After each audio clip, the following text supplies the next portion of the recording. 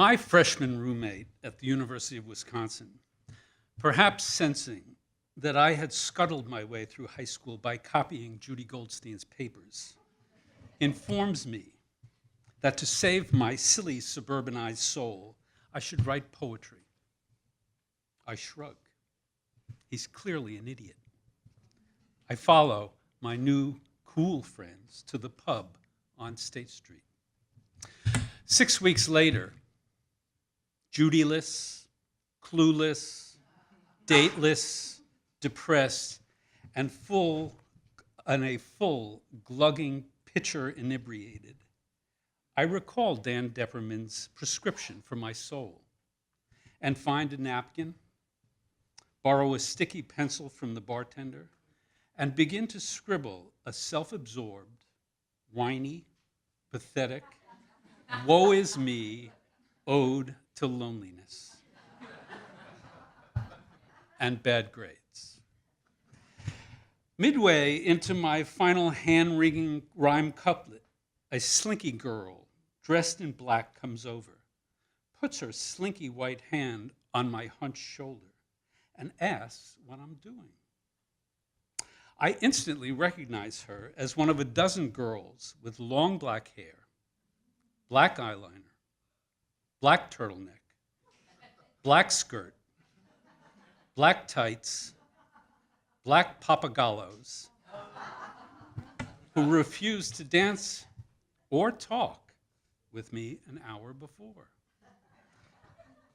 So I tell her, somewhat sheepishly, that I'm writing a poem. After all, I'm writing a poem on the advice of an idiot. But she doesn't turn away without changing expression, like she did when I asked her to dance. She asks what it's about. I don't tell her it's about my deplorable social life, or the D's on all my 6-week tests, or my burgeoning understanding that I am not the most special Long Island Jew in Madison, Wisconsin. And while I have not actually read Camus' The Myth of Sisyphus, I did wake up momentarily in my 745 freshman comp class and heard someone say something about futility and the meaninglessness of life. So I nod and say very somberly, the meaninglessness of life. And when her head tilts and a sympathetic smile forms on her thin lips, I add, futility.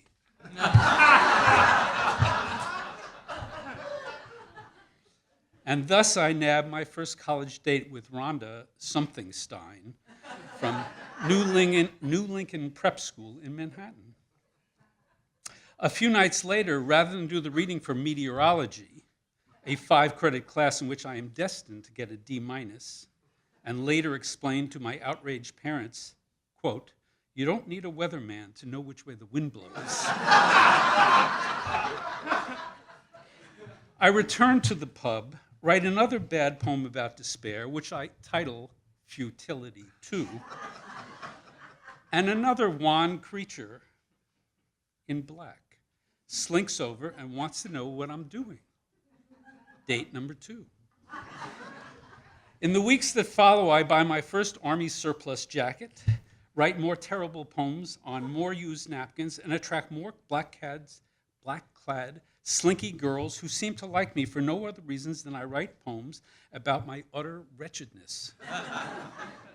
So does my 22-year-old freshman comp TA, after I show her Futility 14.